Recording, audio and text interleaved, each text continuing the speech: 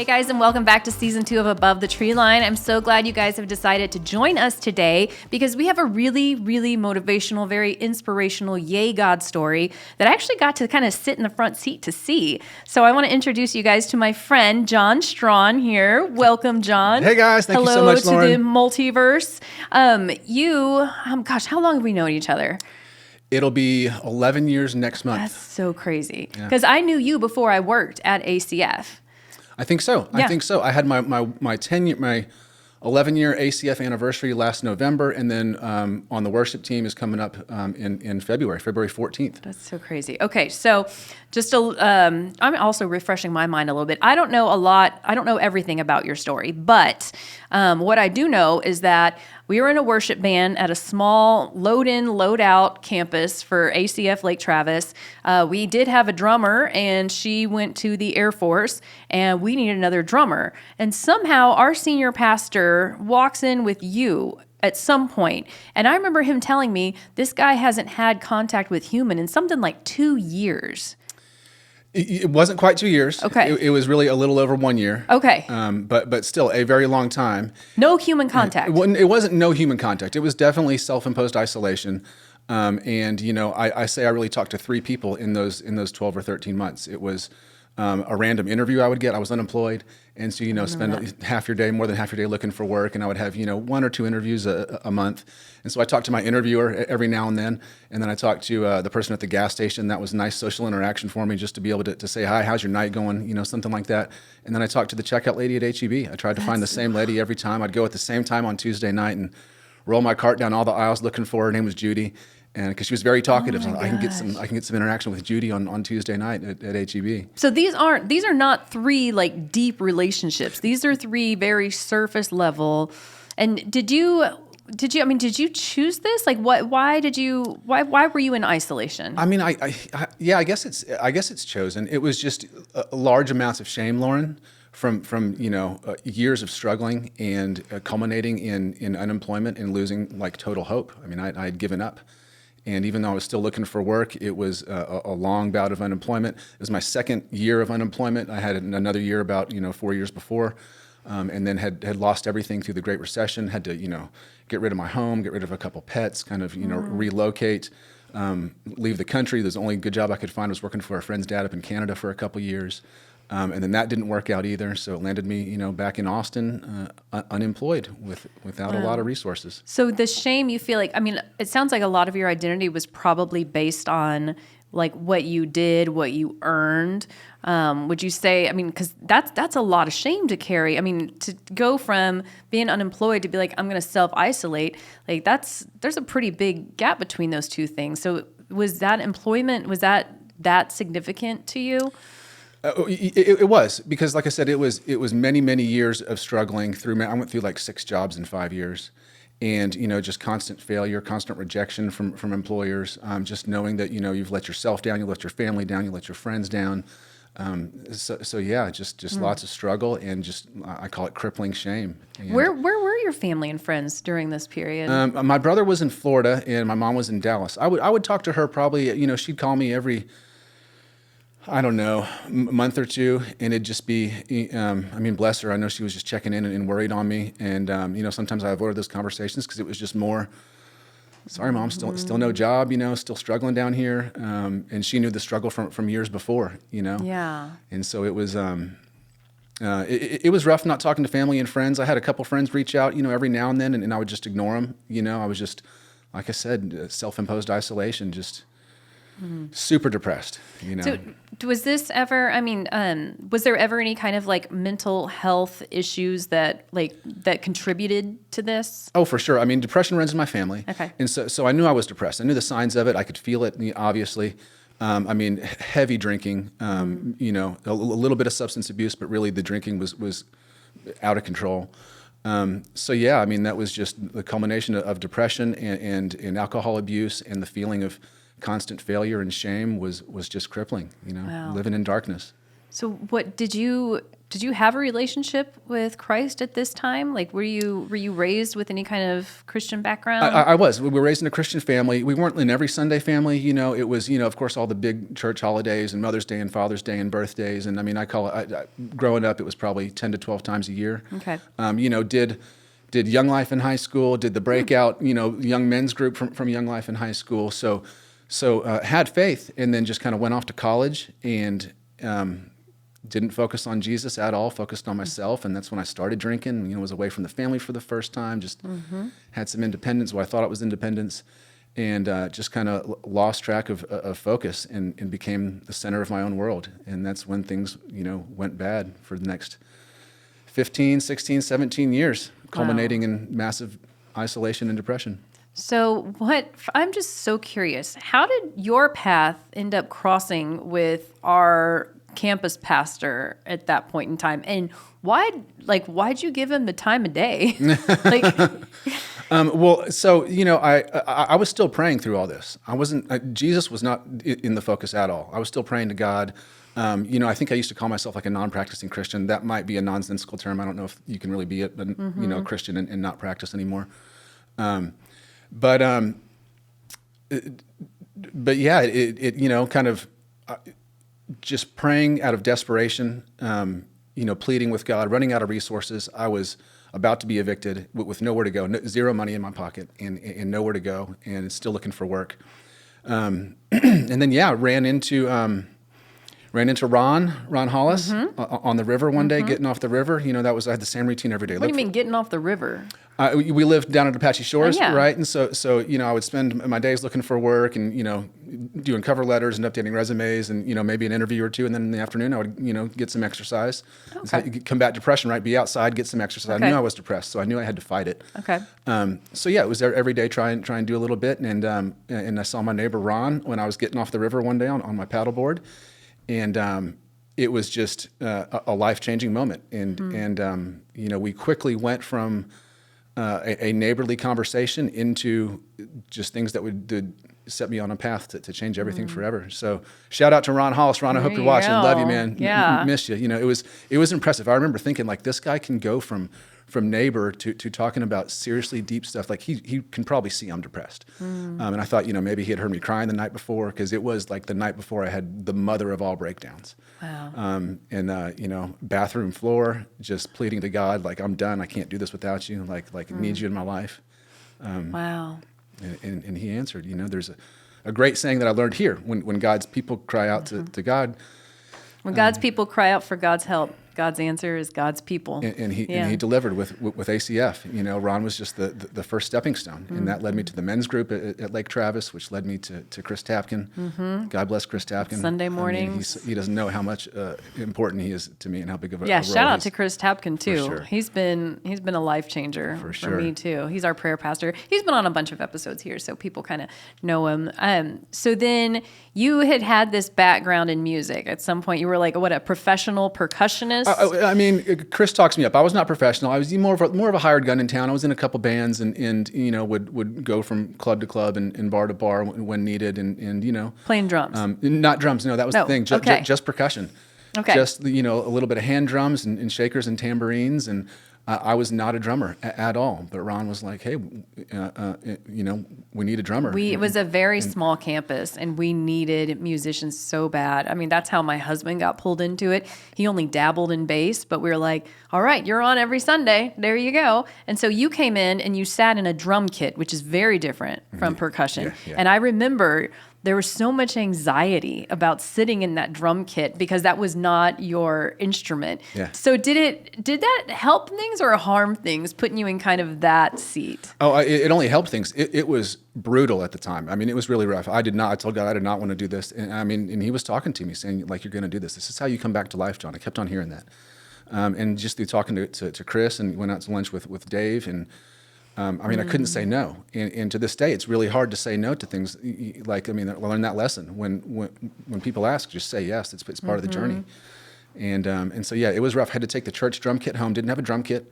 I had played a drum kit at jam sessions in a couple of people's houses, but just for fun, just real elementary stuff, not advanced at all. Just not in a professional setting, Yeah. definitely, but it was a calling, and We were such an interesting I group. couldn't say new. We were a very interesting all group. the like kind of it was just like kind of misfits. It was like I don't really play the piano. My husband doesn't like really play the bass that much. You don't really play the drums. And then here's Dave Clark. Also shout out to Dave, our worship leader. Dave. And it really was that became my small group. Like that's Matt and I had gone to other small groups at the time with other couples who had kids. And it really wasn't a fit because, I don't know, for some reason we just always felt kind of different, maybe a little rowdier. I don't know, like we didn't have, things under control like it seemed like a lot of these other families did. Yeah. So that was my small group, was this group, rough and tumble dudes, just sharing life, crying. I mean, that seemed to happen a lot. That was like a transformative period, I feel like, even in my life. Man, it really was, and yeah, I mean that was something special for lots of people. It was transformative for everyone there, and I mean I know what you're saying. It was rough and tumble. It was real emotional. Sometimes we got mad at each other. Well, yeah, and I was in the worst part of my life, and so yeah, I mean I was Grumpy John back then. I was You were a Grumpy completely John, I different remember person. that. Do you remember the first song we played? It was. My first time on the team was the 1-year anniversary. It was Valentine's Day of 2015. Okay. And the very first song, we had to start over. I got the count in wrong, and Dave had to start it at like total nightmare. Oh my gosh. I mean, and it was like talk about wanting My to crawl in first a time hole. singing, I had 2 songs to lead, and Dave started playing the song, and I sang the other song, and then we had to stop and start over. I mean, that's the way church is in an elementary school, load in, load out. Yeah. And I mean, Jeremy nailed it. After the service, he was like, "That's life. Like this is an analogy. Like it's not perfect, and it's an opportunity to make an improvement and to give it to God." And I mean, so I thank you for being a part of it. You don't know how big of a part of it you were either. I mean, the whole Lake Travis crew. It was so special and exactly what I needed at the right time. I mean, it brought me out of the darkness. So then Lake Travis was kind of shut down. Our Lake Travis community was shut down by COVID. Because of COVID, we were no longer allowed to lease these like public spaces, especially schools. And so it came time for the church to make a decision, like, is ACF Lake Travis going to go off and be something on its own, or is it going to come back to ACF main campus? Before we get there, did COVID kind of trigger any of these depressive tendencies in you? Not at all. COVID, because I was used to isolation. Like COVID for everyone else, like it was hard. It was isolating. That shut down and everything. For me, that was old news. Like I was used to that. COVID, maybe it's embarrassing to say, but like I think somehow my faith increased during COVID. It was assurance that I saw what was going on in the world, and I was leaning into God, and He was answering and making things. My life got better during COVID somehow, and See, my mental health plummeted during COVID. That was a hard period. Mine got better. I was called somewhere else. I went to do some local stuff for a couple of years in COVID after Lake Travis shut down, and it was very rewarding. And I think I hope I was doing God's work. It was I felt like I was. And yeah, I mean, just the spiritual warfare that was going on during all of it was just very apparent, and God was speaking to me, and I think had me where He wanted me, and then eventually brought me back where He wanted me to. It's been over a couple of years now back at ACF. I couldn't be happier to be here. And so when I first saw you come back to ACF, I was like, oh my gosh, this is my brother from the Lake Travis campus. I was so pumped. And then found out you've been playing in the prayer barn on Wednesday nights, the prayer and worship nights, and now you're playing again on Sunday mornings. You've got a ton of percussion things set up. You played with us on Christmas Eve. And when you're not playing, I will say it's so cool to watch you worship because you are front row, like hands up in the air. And I'm like, take that guy and compare him to who he was 10 or 11 years ago. Yeah. It's the transformation is crazy. Yeah. And this is where I get emotional, and I'm going to apologize. It was for a long time I didn't feel any emotion. Like there was nothing there except depression. And so He is the great restorer. He can heal anyone. And just through worship, and he gave you the book. He gave you the instruction manual. Like here's turn your face to the sky, reach to me with your hands, sing songs to me, like the whole thing. And the more I follow that plan and those instructions, the more I can feel Him inside me. The closer I feel I get, the more I can feel His love, the more I can love Him. So yeah, it's worship for me is everything. And yeah, the barn, like you said, it's my small group, it's my therapy, it's I mean, it's everything. Well, I think the thing that's great about there is people don't hide their mess. Yeah. We all walk in, and because I feel like the tendency these days is to be like, you know, I'm at church, I'm buttoned up, I'm put together, but here I feel like it's like I want to walk in and be like, hey guys, here's all my mess, whether you want to know about it or not. Like, I need somebody to speak truth into me. I don't want somebody thinking that I've got it all together, because I don't. Right. Yeah. Yeah. No one does. And that's one of the keys to getting through the mess is sharing that with your church family, not holding it in and talking it through with others. And, you know, Family being the key word there. Yeah. Exactly. Yeah. I mean, your community, your church family, it's like bring them on board. You know, when I have serious problems, that's when I share that with others. When I really need help, then it's time to get my church family involved. You know, and it happens all the time. So at the beginning of this journey, you were secluded. You didn't have fellowship or community. You still had prayer.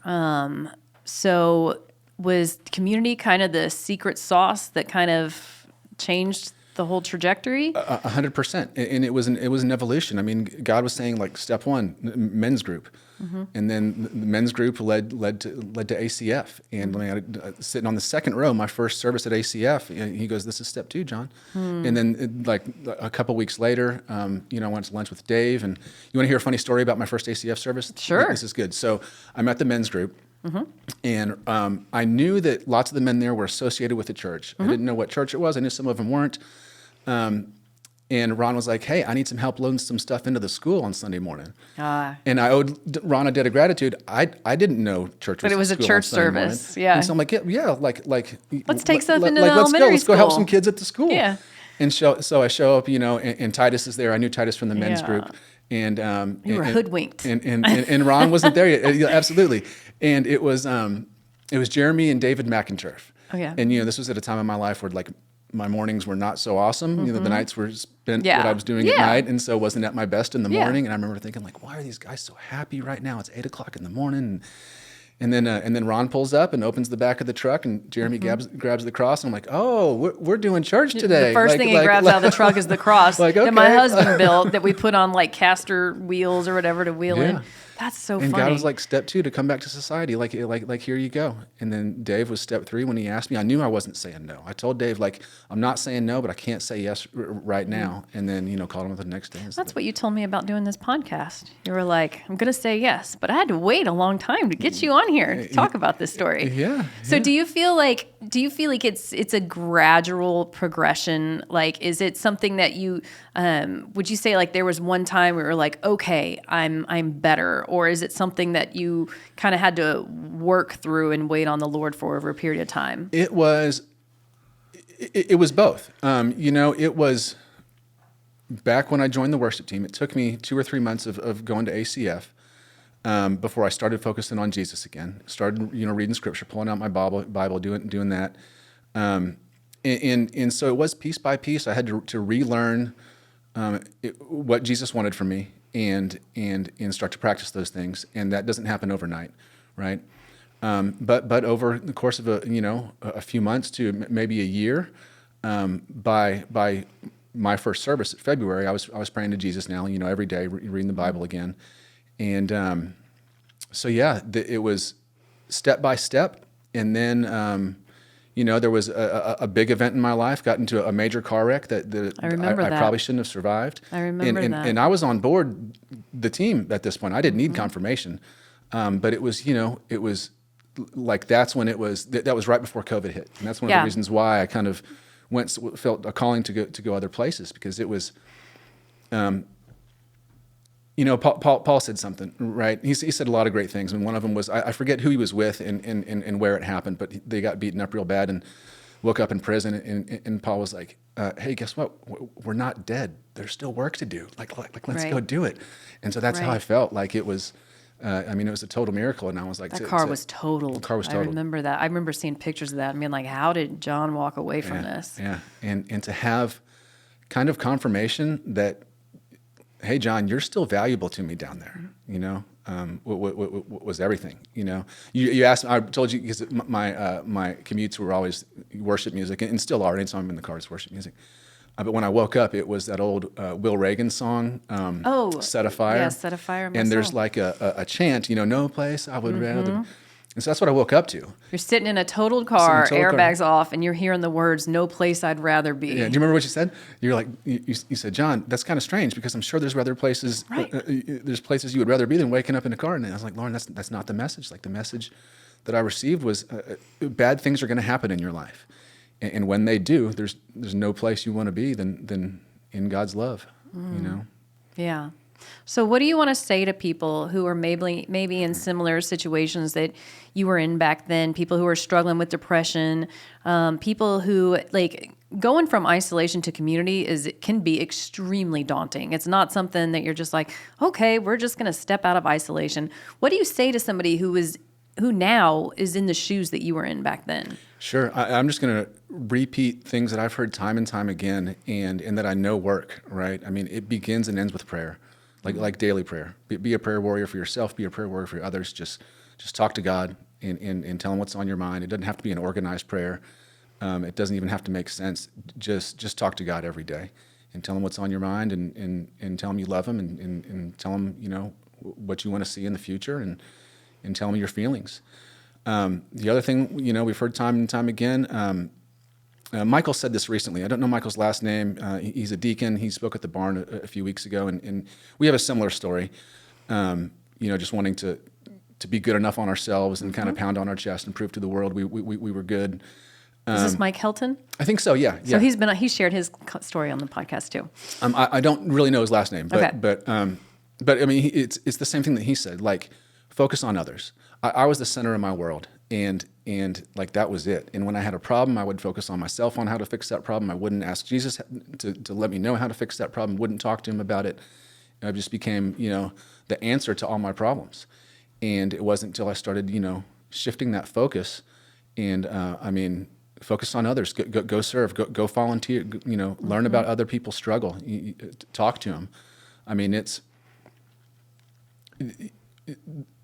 going from being such a grumpy person to now having all this in my life. I mean, I'm born again, completely renewed, and it was.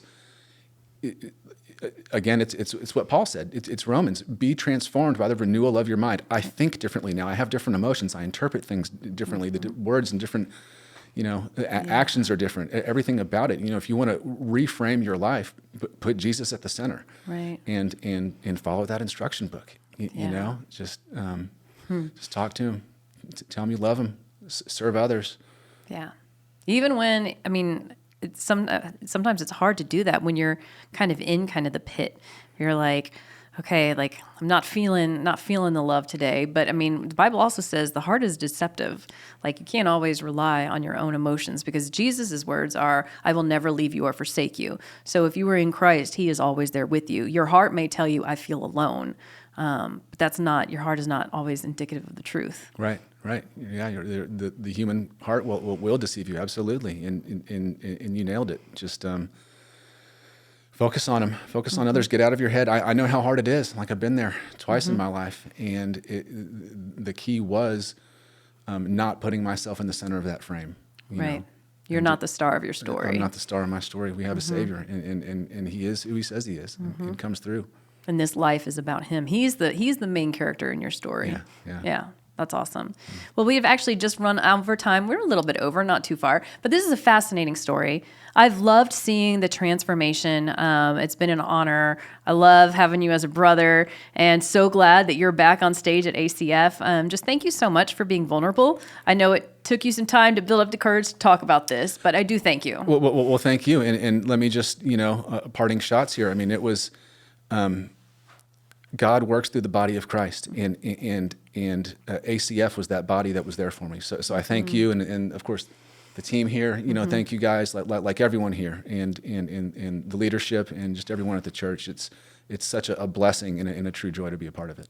Absolutely. Well, thank you, John. Thank you so much. Thank you. And thank you, guys. I want to thank our viewers for tuning in. This podcast exists because of you. So if you have any other questions for John, or you want us to address something that maybe is on your mind right now, please send that to us at acfellowship.org/podcast. We'd love to hear from you. We love to see your content and your questions. So just keep communicating with us. And if you're enjoying this podcast, I would ask that you would review it, rate it, because that will help other people find it. So I hope this episode brought you guys some hope today, and we'll see you guys next week.